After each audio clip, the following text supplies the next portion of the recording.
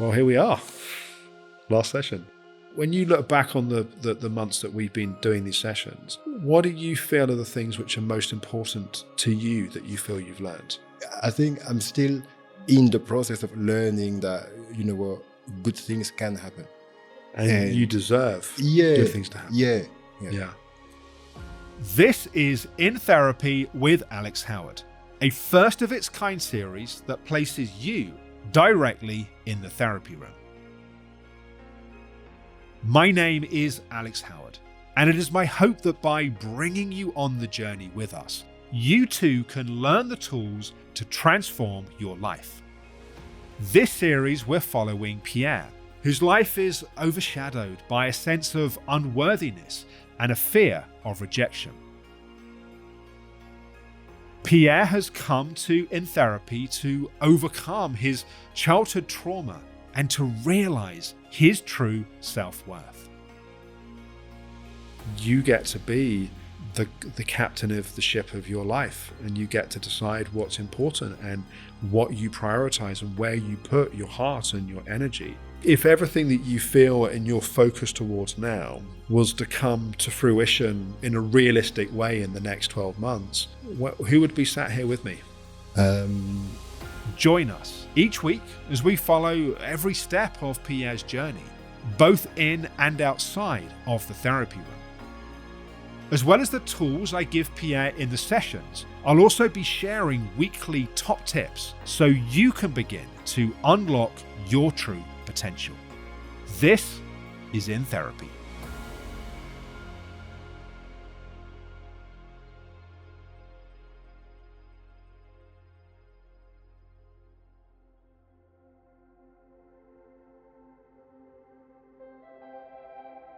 It's the day of Pierre's 8th and final session with me.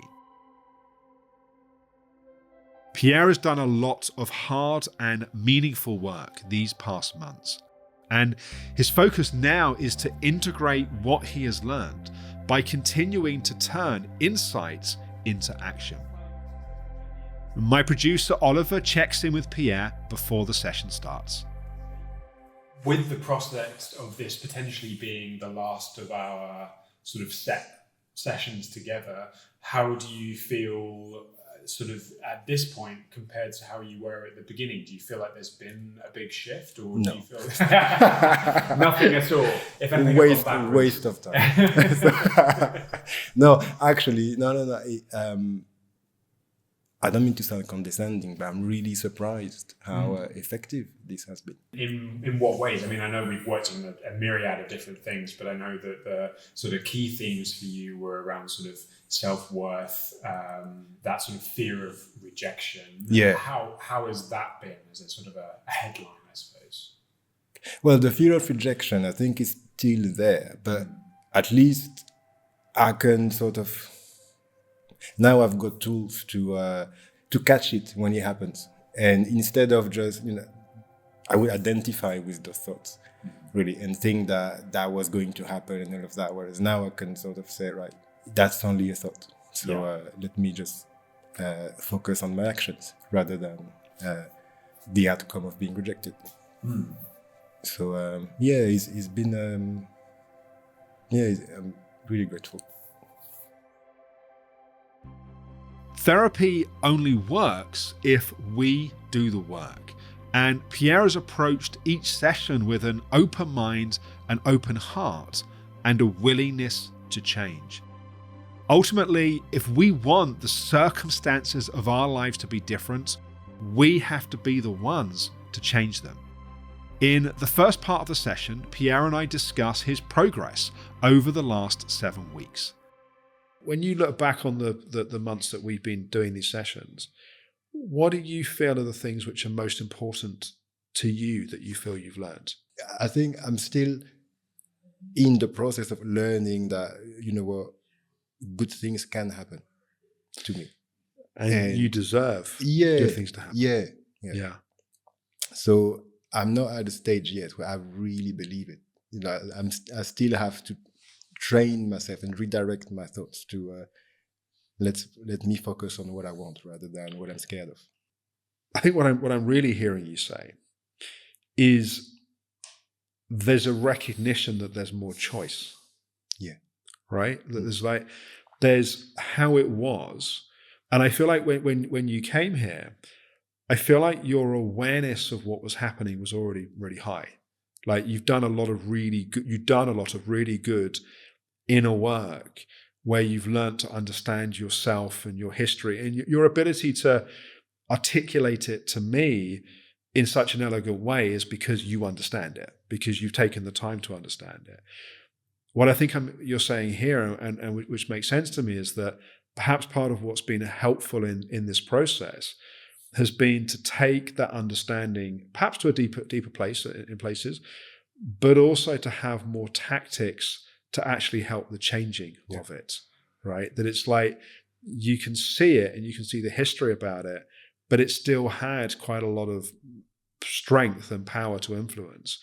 And it feels like you're becoming stronger and it's becoming less powerful. There's a phrase, there's a term in academic psychology of locus of control, which is basically our ability to impact ourselves and our environment. And people with very low locus of control feel victims and powerless, and with high locus of control, we feel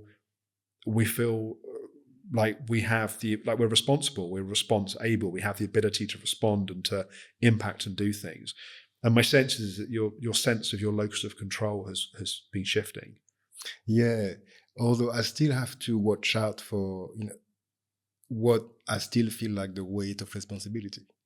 Yeah, okay. Say because more of about that. Well, because of that locus of control, then I feel like I have more power.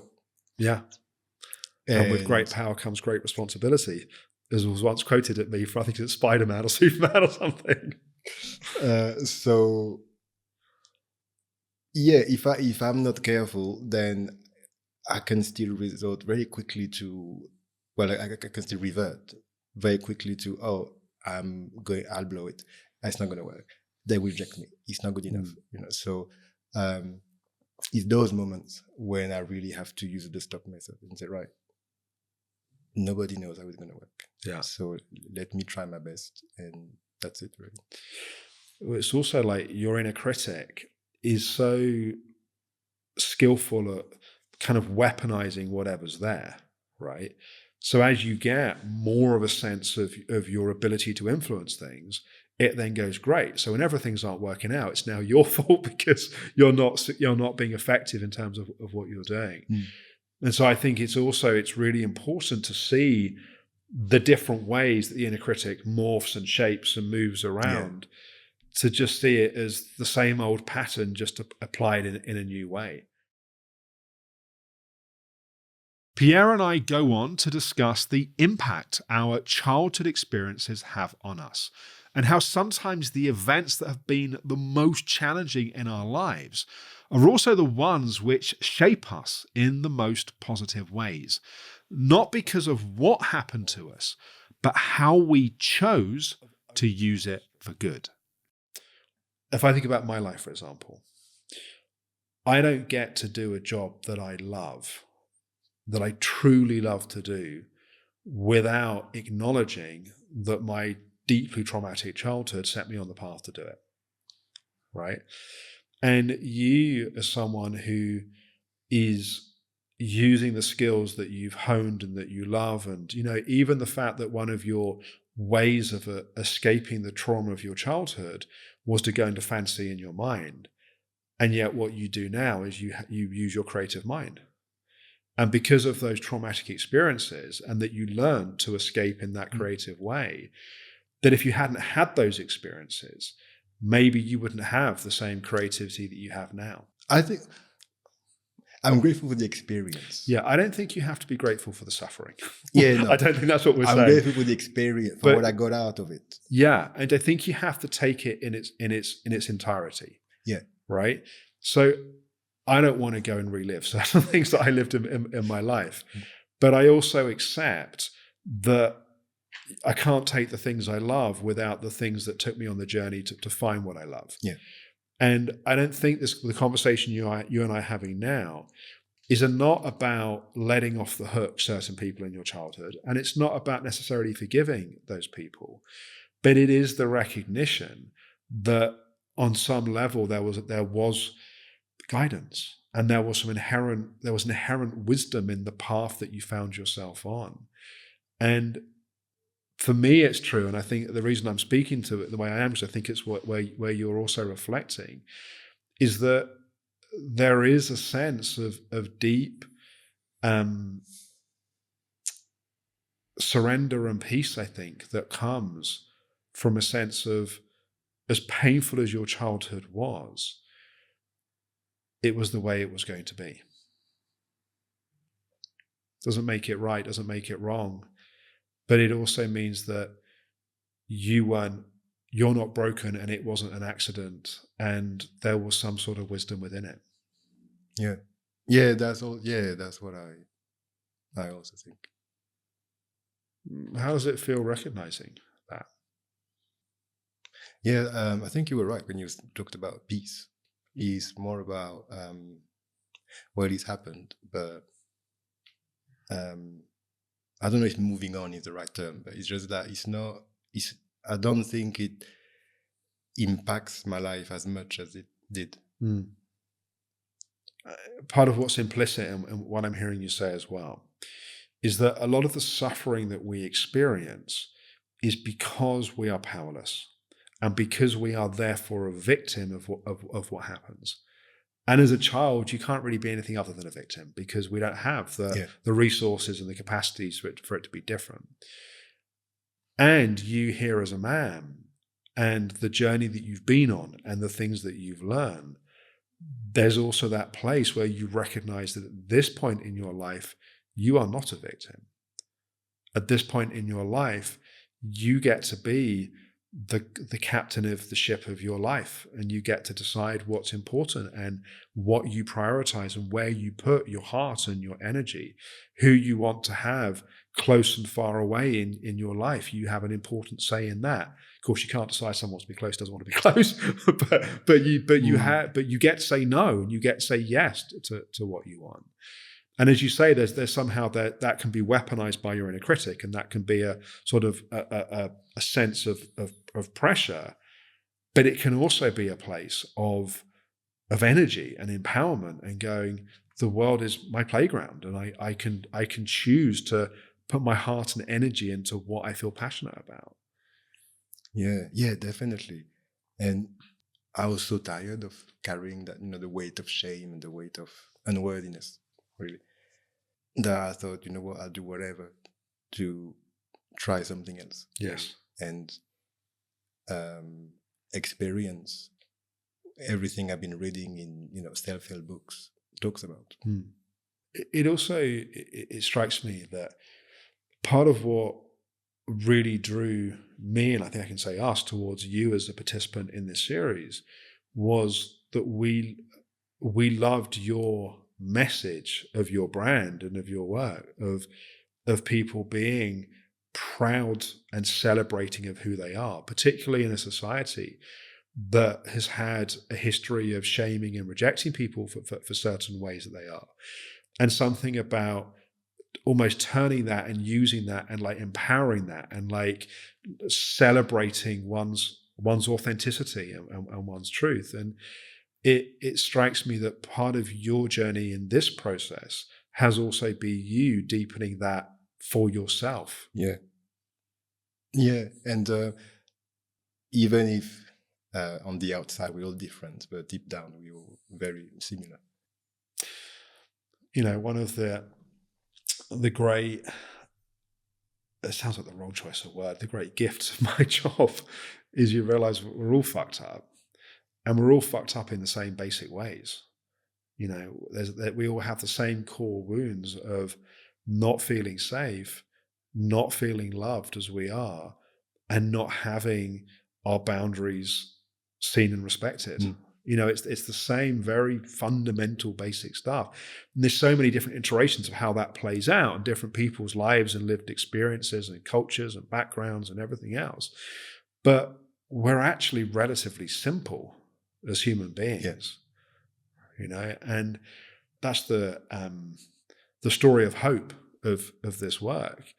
That if you can really figure out how to meet those places inside of yourself, then your whole potential starts to get unlocked, and your capacity to as you've been learning, to self-regulate your own nervous system, and the breath work you've been doing, and the other tools that you've used towards that. And the more that your self-worth and your self-esteem is unhooked from these external things that you do and you achieve and so on, and the more you can say no to yourself when you need to just get shit done, or say no to other people, or indeed sometimes even more challenging, saying yes to other people to come into your heart and into your world, then one doesn't need all of the other coping strategies that actually, just going back to what we were saying the last time, put suffering on suffering.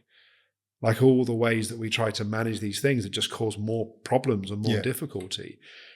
And then you can really be deploying your energy and your focus towards what you actually want to do. Be that work, be that a kind of long-term intimate relationship, be that whatever it may be, as it was for you previously, your healing journey, and you're going to 3 meetings a week and like really committing to that. But you can be wholehearted in what you're doing, as opposed to trying to manage all of these different pieces, and then what actually goes into what you care about is not much. I think one of the biggest lessons I got from this also was to not blame myself for feeling fear. And I think that was when I realized that we all fucked up. And we all get afraid. Yeah. Especially when when I do something that I really care about. Yeah. But it's okay. Well, then I've got tools now to actually say, well, yes, it is scary, but what is the most reasonable risk I can take? Yeah. To at least try, if that works. If everything that you feel and you're focused towards now was to come to fruition in a realistic way in the next 12 months, who would be sat here with me?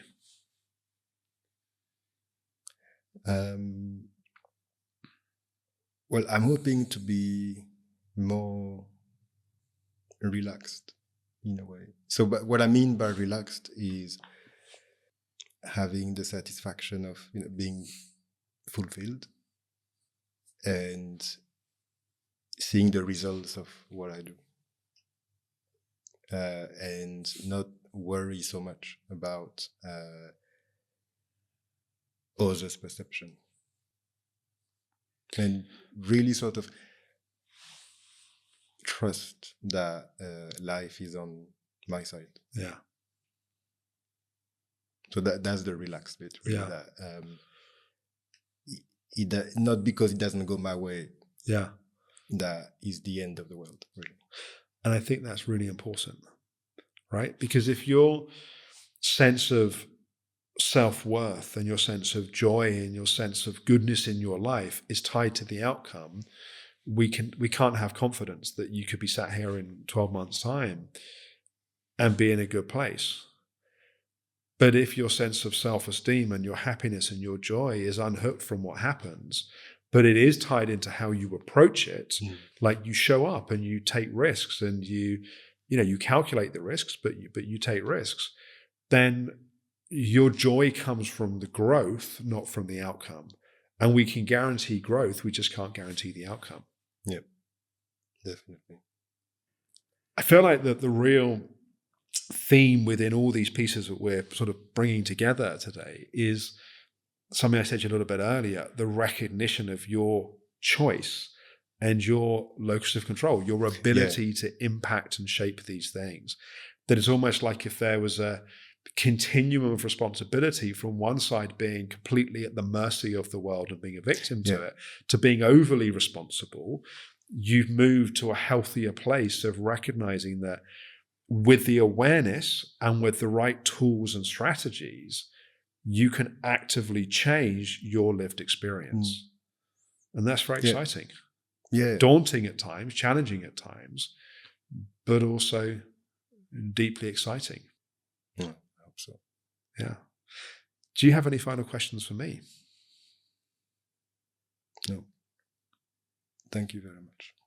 You're welcome. Thank you very much. I really appreciate your sincerity and your courage in being part of this process. And I think we're all different in the experiences that we have. But as we talked about a little earlier, we're also all bonded in the similarity of the needs that we have. And, you and I didn't have the same childhood, and people watching didn't all have the same childhood. But that doesn't mean they didn't have the same core wounds and the same places. And I think it's really important, it's really important to me to have that broad representation of experience in a project like this. And I think you talking as a man, for example, in a world which tends to be very female dominant, in terms of therapy, I mean, and you talking as a black man and a gay black man is, to me, really important to be a demonstration that we all need this sort of reflection and work in our lives. And I really appreciate you being willing to put yourself out there in this way. So thank you. No, thank you for the opportunity, really. Because especially for non-white people, there's a real stigma around psychotherapy. We were very clear in the type of person that we were hoping to find, and we just didn't know if we would find them. Then I showed up. And then you showed up. So we carried on looking. Well, what is the first one? I look forward to hearing how things unfold, and it would be nice to, obviously, you have my details, and as much as this is the end of this chapter of the filming process, I hope it's not the end of our, relationship, and hearing how you're doing and how things are unfolding. And it would be great to have you come and have a kind of check-in, perhaps on camera at some point in the future, and because we're all getting invested in your story and want to hear how it unfolds. I'll bring my entourage. Yeah, exactly. You can bring your stylist and your lawyer and your makeup person, your agent, and so on, and and then we'll lock the door and just bring you in. So. Yeah, well, I hope I have something interesting to report on. Yeah, well, you will, because you're being you and you're putting yourself out there, and that's the most interesting place you can come from. Thank you. Good. Thank you, Pierre. One of the temptations of life is to fixate on the goal or outcome that we are working towards achieving.